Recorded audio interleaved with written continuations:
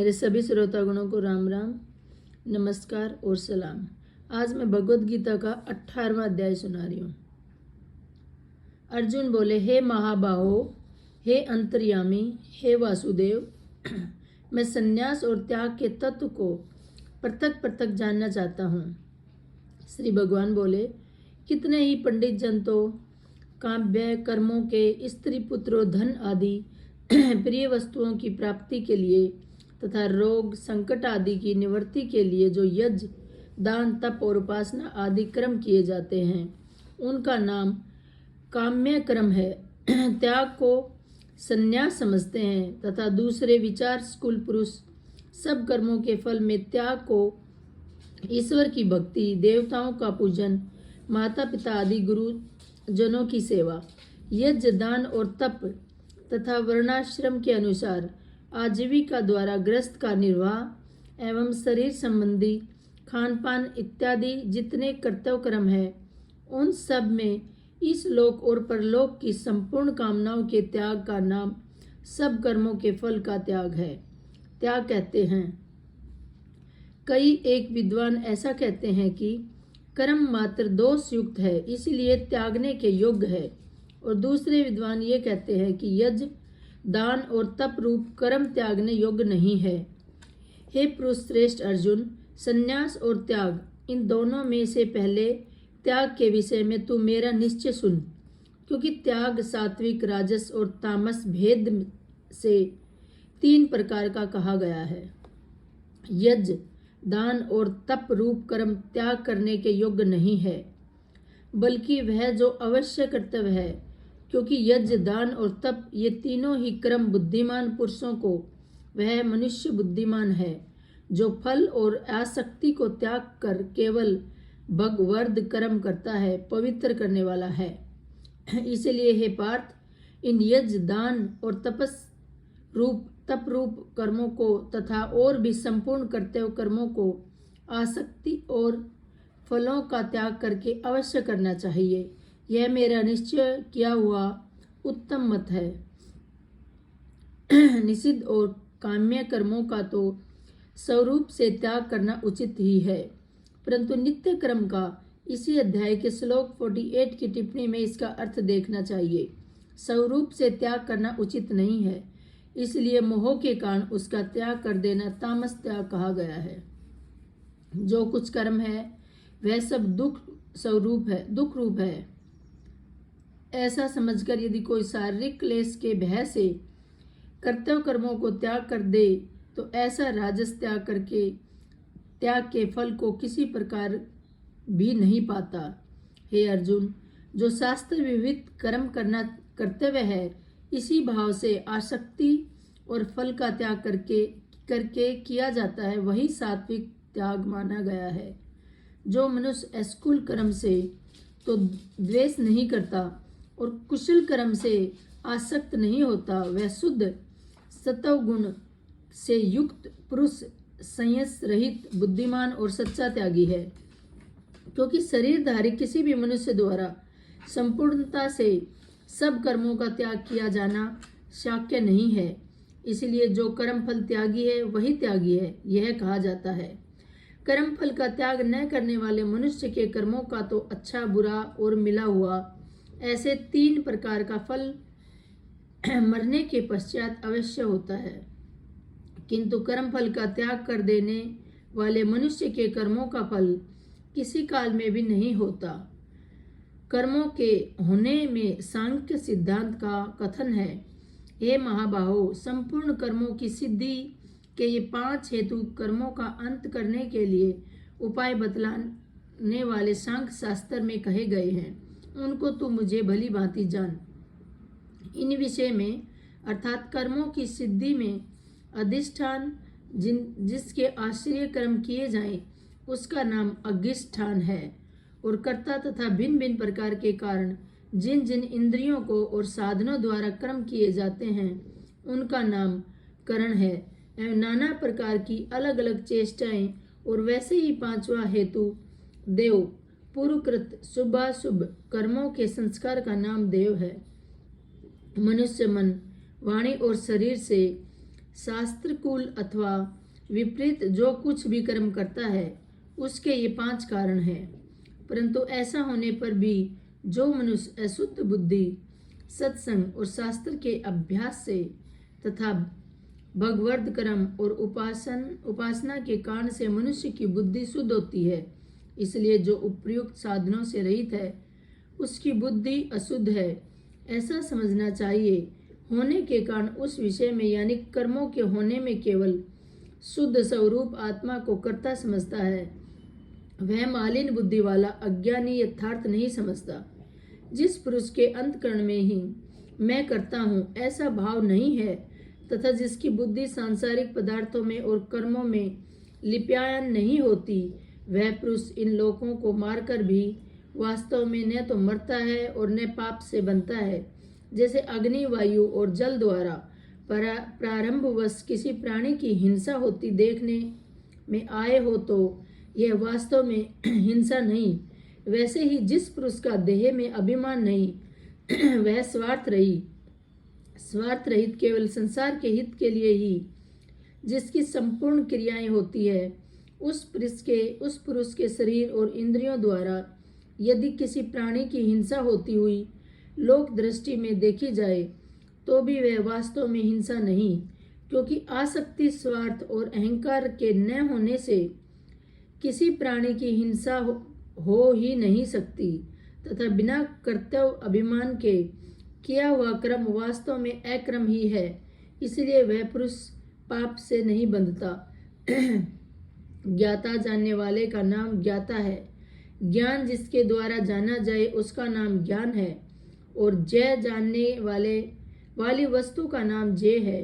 ये तीनों प्रकार की कर्म प्रेरणा है, और कर्ता कर्म करने वाले का नाम कर्ता है। करण जिन साधनों से कर्म किया जाए उनका नाम करण है तथा क्रिया करने का नाम क्रिया है। ये तीनों प्रकार का कर्म संग्रह है। तीनों गुणों के अनुसार ज्ञान, कर्म, कर्ता, बुद्धि, धरती और सुख के पृथक पृथक भेद है। गुणों की संख्या करने वाले शास्त्र में ज्ञान और कर्म तथा कर्ता गुणों के भेद से तीन प्रकार के ही कहे गए हैं। उनको भी तू मुझसे भली भांति सुन। जिस ज्ञान से मनुष्य पृथक पृथक सब भूतों में एक अविनाशी परमात्मा भाव को विभाग रहित संभाव से स्थित देखता है, उस ज्ञान को तू सात्विक ज्ञान जान। किंतु जो ज्ञान अर्थात जिस ज्ञान के द्वारा मनुष्य संपूर्ण भूतों में भिन्न भिन्न प्रकार के नाना भाव को अलग अलग जानता है, उस ज्ञान को तू राजस जान। परंतु जो ज्ञान एक कार्य रूप शरीर में ही संपूर्ण के सदृश आसक्त है तथा जो बिना युक्ति वाला तात्विक अर्थ से रहित और तुच्छ है, वह तामस कहा गया है। जो कर्म शास्त्र विधि से नियत किया हुआ और कर्तापन के अभिमान से रहित हो तथा फल न चाहने वाले पुरुष द्वारा बिना राग द्वेष के किया गया हो, वह सात्विक कहा जाता है।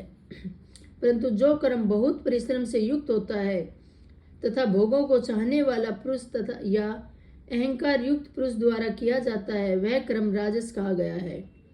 जो कर्म परिणाम हानि, हिंसा और सामर्थ्य को न विचार कर केवल अज्ञान से आरंभ किया जाता है, वह तामस कहा जाता है। जो कर्ता संग रहित अहंकार के, वह सात्विक कहा जाता है। जो कर्ता आसक्त से युक्त कर्मों के फल को चाहने वाला और लोभी तथा दूसरों को कष्ट देने के स्वभाव वाला, अशुद्धचारी और हर्ष शोक से लिप्त है, वह राजस कहा गया है।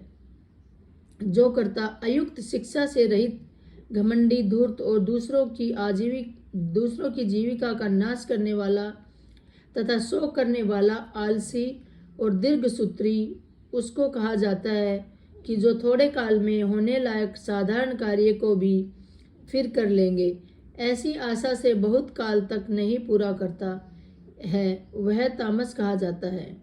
हे धनंजय, अब तो बुद्धि का और धृति का भी गुणों के अनुसार 3 प्रकार का भेद मेरे संपूर्णता से विभाग पूर्वक कहा जाने वाला सुन। हे पार्थ, जो बुद्धि प्रवृत्ति मार्ग ग्रस्त में रहते हुए फल और आसक्ति को त्याग कर भगवत दर्पण बुद्धि से केवल लोक शिक्षा के लिए राजा जनक की भांति बरतने का नाम प्रवृत्ति मार्ग है, और निवृत्ति मार्ग को देवा अभिमान को त्याग कर केवल सच्चिदानंद दगन परमात्मा में एक ही भाव स्थित हुए श्री सुखदेव जी और सनकादि को की भांति संसार से उपराम होकर विचारने का नाम निवृत्ति मार्ग है। कर्तव्य और अकर्तव्य को, भय और अभय को तथा बंधन और मोक्ष को यथार्थ जानती हुई वह बुद्धि सात्विक है। हे पार्थ, मनुष्य जिस बुद्धि के द्वारा धर्म और अधर्म को तथा कर्तव्य और अकर्तव्य को भी यथार्थ नहीं जानता, वह बुद्धि राजसी है। हे अर्जुन, जो तमोगुण से घिरी हुई बुद्धि अधर्म को भी यह धर्म है ऐसा मान लेती है तथा इसी प्रकार अन्य संपूर्ण पदार्थों को भी विपरीत मान लेती है, वह बुद्धि तामसी है। हे पार्थ, जिस अभिचारिणी धारण शक्ति भगवत दिवस्य के सिवाय अन्य सांसारिक विषयों को धारण करना ही व्यभिचार दोष है, उस दोष से जो रहित है वह अभिचारिणी धारणा है।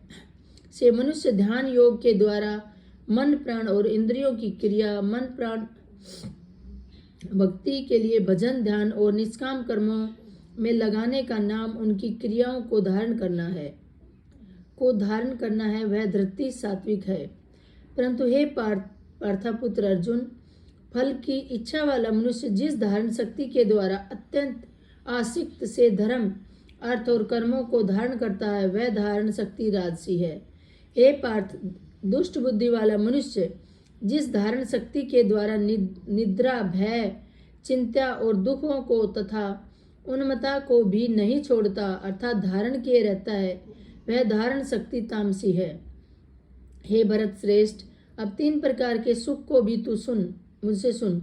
जिस सुख में साधक मनुष्य भजन ध्यान और सेवा आदि के अभ्यास से रमण करता है और जिसे दुखों के अंत को प्राप्त हो जाता है, जो ऐसा सुख है वह आरंभ काल में यद्यपि विष के तुल्य प्रतीत, जैसे खेल में आसक्त वाले बालक को विद्या का अभ्यास मूढ़ता के कारण प्रथम विष के तुल्य भासता है, वैसे ही विषयों में आसक्त वाले पुरुष को भगदर्जन ध्यान सेवा आदि साधनाओं का अभ्यास मर्म न जानने के कारण प्रथम विष के तुल्य प्रतीत होता है, परंतु परिणाम में अमृत के तुल्य है। इसलिए यह परमात्मा विषयक बुद्धि के प्रसाद से उत्पन्न होने वाला सुख सात्विक कहा गया है। जो सुख विषय और इंद्रियों के संयोग से होता है, वह पहले भोग काल में अमृत के तुल्य प्रतीत होने पर भी परिणाम में विषय के तुल्य बल, वीर्य, बुद्धि, धन, उत्साह और परलोक का नाश करने के विषय और इंद्रियों के संयोग से होने वाला सुख को परिणाम के विष के तुल्य कहा है, इसलिए वह सुख राजस कहा गया है। जो सुख भोग काल में तथा परिणाम में भी आत्मा को मोहित करने वाला है, वह निद्रा, आलस्य और प्रसाद से उत्पन्न सुख तामस कहा गया है।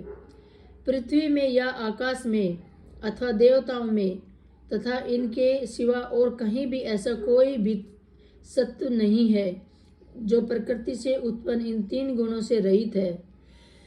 हे तप ब्राह्मण, क्षत्रिय और वैश्यों के द्वारा शूद्रों के कर्म स्वभाव से उत्पन्न गुणों द्वारा विभक्त किए गए हैं। अंतकरण का निग्रह करना, इंद्रियों का दमन करना, धर्म पालन के लिए कष्ट सहना, बाहर भीतर से शुद्ध, गीता अध्याय 13 श्लोक 7 की टिप्पणी में देखना चाहिए रहना, दूसरों के अपराधों को क्षमा करना, मन, इंद्रियों और शरीर को सरल रखना, वेद शास्त्र, ईश्वर और परलोक आदि में श्रद्धा रखना, वेद शास्त्रों का अध्ययन करना और परमात्मा के तत्व का अनुभव करना, ये सब के सभी ब्राह्मण के स्वाभाविक कर्म है। शूरवीरता, तेज धैर्य, चतुरता और युद्ध में न भागना, दान देना और स्वाभिमान, ये सब के सभी क्षत्रिय के स्वाभाविक कर्म है। खेती, गोपालन और क्रय विक्रय रूप सत्य व्यवहार, वस्तुओं के खरीदने और बेचने में तोल, नाप और गिनती आदि से कम देना अथवा अधिक लेना एवं वस्तु को बदलकर या एक वस्तु में दूसरी या खराब वस्तु मिलाकर दे देना अथवा अच्छी ले लेना तथा नफा, आड़त और दलाली ठहराकर उससे अधिक दान लेना या कम देना तथा झूठ, कपट, चोरी और जबरदस्ती से अथवा अन्य किसी प्रकार से दूसरों के हक को ग्रहण कर लेना इत्यादि दोषों से रहित जो सत्यापूर्वक पवित्र वस्तुओं का व्यापार है, उसका नाम सत्य व्यवहार है। ये वेश्य के स्वाभाविक कर्म है तथा सब वर्णों की सेवा करना शूद्र का भी स्वाभाविक कर्म है। अपने अपने स्वाभाविक कर्मों में तत्परता से लगा हुआ मनुष्य भगवत प्राप्ति रूप परम सिद्धि को प्राप्त हो जाता है। अपने स्वाभाविक कर्म में लगा हुआ मनुष्य जिस प्रकार से कर्म करके परम सिद्धि को प्राप्त होता है, उस विधि को तू सुन। जिस परमेश्वर ने से संपूर्ण प्राणियों की उत्पत्ति हुई है और जिससे वह समस्त जगत व्याप्त है, जैसे बर्फ से जल व्याप्त है, वैसे ही संपूर्ण संसार सच्चिदानंद गगन परमात्मा व्याप्त है। उस परमेश्वर की ओर स्वाभाविक कर्मों द्वारा पूजा करके जैसे पतिव्रता स्त्री पति को सर्व सब समझकर पति का चिंतन करती हुई पति के आज्ञा अनुसार पति के ही लिए मन, वाणी, शरीर से कर्म करती है, वैसे ही परमेश्वर को ही सर्व यज्ञ समझकर परमेश्वर का चिंतन करते हुए परमेश्वर की आज्ञा के अनुसार मन, वाणी और शरीर से परमेश्वर के ही लिए स्वाभाविक कर्तव्य कर्म का आचरण करना, कर्म द्वारा परमेश्वर को पूजना, मनुष्य परम सिद्धि को प्राप्त हो जाता है। अच्छी प्रकार आचरण किए हुए दूसरे के धर्म से गुण रहित भी अपना धर्म श्रेष्ठ है, क्योंकि स्वभाव से नियत किए हुए सर्व धर्म रूप कर्म को करता हुआ मनुष्य पाप को नहीं प्राप्त होता। अतएव हे कुंती पुत्र, दोष युक्त होने पर भी सहज कर्म प्रकृति के अनुसार शास्त्र विधि से नियत किए हुए वर्णाश्रम के धर्म और सामान्य धर्म स्वरूप स्वाभाविक कर्म है, उनको ही यहाँ सर्वधर्म, सहज कर्म, स्वकर्म, नियत कर्म, स्वभाज कर्म, स्वभानियत कर्म इत्यादि नामों से कहा जाता है, को नहीं त्यागना चाहिए, क्योंकि धुएं से अग्नि की भांति सभी कर्म किसी न किसी दोष से युक्त है। ज्ञान निष्ठा का विषय असक्त बुद्धि, सर्वत्र जित आत्मा, वितगत सप्रह, नेक शर कर्म सिद्धि परमा, संन्यास से न गिच्छति। सर्वत्र आसक्त रहित बुद्धि वाला, सर्प रहित और जीते हुए अंतकरण वाला पुरुष सांख्य योग के द्वारा उस परम नेष्कर्म्य सिद्धि को प्राप्त होता है, जो कि ज्ञान योग की पर निष्ठा है। उस नेष्कर्म्य सिद्धि को जिस प्रकार से प्राप्त होकर मनुष्य ब्रह्मा को प्राप्त होता है, उस प्रकार का ही हे कुंती पुत्र तू संक्षेप में ही मुझसे सुन। विशुद्ध बुद्धि से युक्त तथा हल्का, सात्विक और नियमित भोजन करने वाला, शब्द आदि विषयों का त्याग करके एकांत और शुद्ध देश का सेवन करने वाला, सात्विक धारण शक्ति, इसी अध्याय के श्लोक 33 में जिसका विस्तार द्वारा अंतकरण और इंद्रियों का संयम करके मन, वाणी और शरीर को वश में कर लेने वाला मनुष्य, राग द्वेष को सर्वथा नष्ट करके भली भांति दृढ़ वैराग्य का आश्रय लेने वाला तथा अहंकार, बल, घमंड, काम, क्रोध और परिग्रह का त्याग करके निरंतर ध्यान योग के प्रयाण करने वाला, ममता रहित और शांति युक्त पुरुष सच्चिदानंद ब्रह्म में अभिन्न भाव से स्थित होने का पात्र होता है। फिर वह सच्चिदानंद ब्रह्मा में एकाकी भाव से स्थित प्रसन्न मन वाला योगी न तो किसी के लिए शोक करता है और न किसी की आकांक्षा ही करता है। ऐसा समस्त प्राणियों में स्वभाव वाला गीता अध्याय 6 श्लोक 29 में देखना चाहिए। योगी मेरी पराभक्ति को, जो तत्व ज्ञान की पराकाष्ठा तथा जिसको प्राप्त होकर और कुछ जानना बाकी नहीं रहता, वही वहाँ पराभक्ति ज्ञान की परानिष्ठा, परम निष्काम सिद्धि और परम सिद्धि इत्यादि नामों से कही गई है, प्राप्त हो जाता है। उस परंपरा भक्ति के द्वारा वह मुझ परमात्मा को मैं जो हूँ और जितना हूँ ठीक वैसा का वैसा तत्व से जान लेता है तथा उस भक्ति से मुझको तत्व से जानकर तत्काल ही मुझ में प्रविष्ट हो जाता है। मेरे प्रयाण हुआ कर्म योगी तो संपूर्ण कर्मों को सदा करता हुआ मेरी कृपा से सनातन अविनाशी परम पद को प्राप्त हो जाता है। सब कर्मों को मन में मुझसे अर्पण करके गीता श्लोक 9 श्लोक 27 जिसकी विधि कही है तथा समबुद्धि रूप योग को अवलंबन करके मेरे प्रयाण और निरंतर मुझ में चित्त वाला हो। उपयुक्त प्रकार से मुझ में चिंतन वाला होकर तू मेरी कृपा से समस्त संकटों को अन्यास ही पार कर जाएगा और यदि अहंकार के कारण मेरे वचनों को न सुनेगा तो नष्ट हो जाएगा अर्थात परमवार्थ से भ्रष्ट हो जाएगा।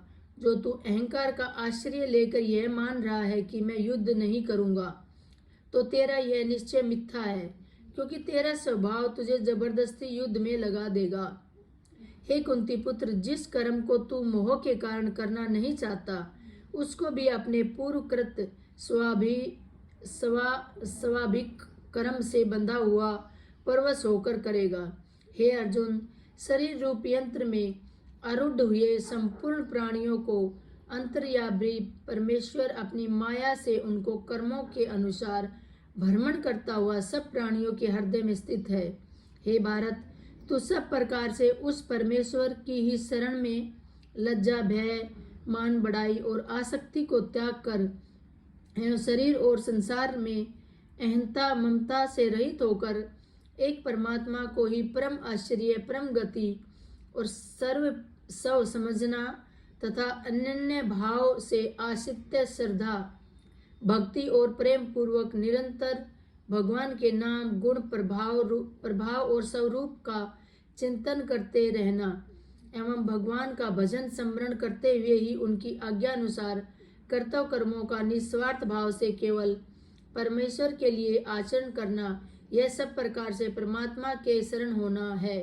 जो उस परमात्मा की कृपा से तू परम शांति तथा सनातन परम धाम को ही प्राप्त होगा। इस प्रकार यह गोपनीय से भी अति गोपनीय ज्ञान मैंने तुम्हें कह दिया। अब तू इस रहस्य युक्त ज्ञान को संपूर्णता भली भांति विचार कर, जैसा चाहता है वैसे ही कर। संपूर्ण गोपनीयों से अति गोपनीय मेरे परम रहस्य युक्त वचन को तू फिर सुन। तू मेरा अतिशय प्रिय है, इससे यह परम हितकारी वचन मैं तुझसे कहूँगा।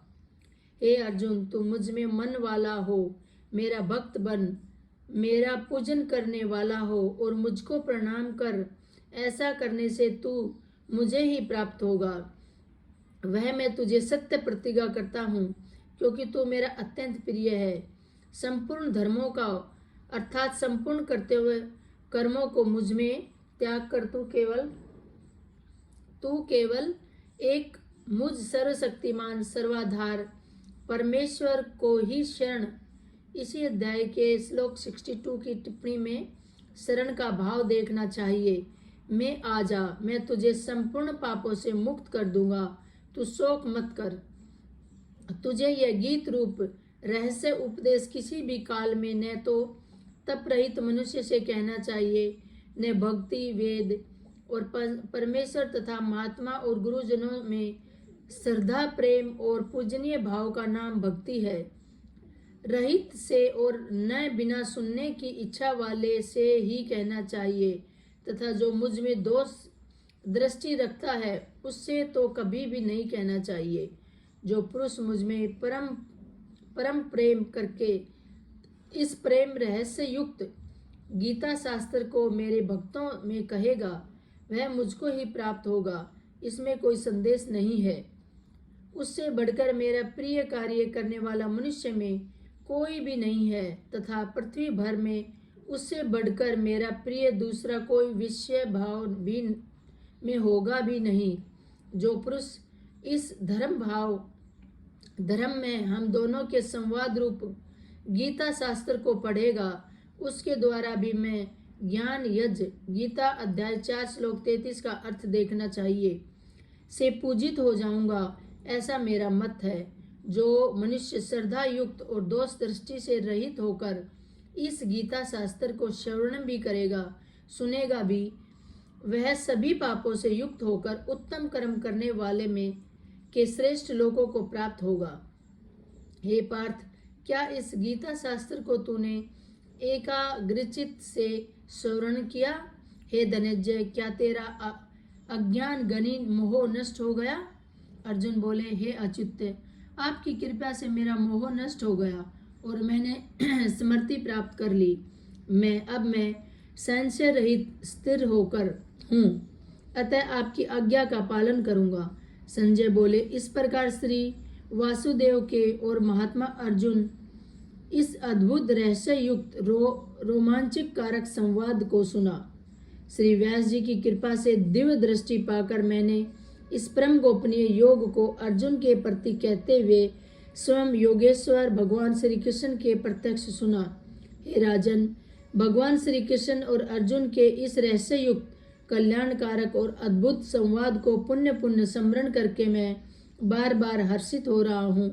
हे राजन, श्री हरि जिसका स्मरण करने से पापों का नाश होता है, उसका नाम हरि है, कि उस अत्यंत विलक्षण रूप को भी पुण्य पुण्य स्मरण करके मेरे चित्त में महान आश्चर्य होता है और मैं बारंबार हर्षित हो रहा हूँ। हे राजन, जहाँ योगेश्वर भगवान श्री कृष्ण है और जहाँ गांडीव धनुषधारी अर्जुन है, वहीं पर श्री विजय विभूति और अचल नीति है, ऐसा मेरा मत है। ओम ततादि। श्रीमद् भागवत सपु निषुतु ब्रह्म विद्या योगे शास्त्र श्री कृष्ण अर्जुन संवाद मोक्ष संन्यास योगो नामा अष्ट अध्याय 18वां अध्याय संपूर्ण हुआ। सबको नमस्कार।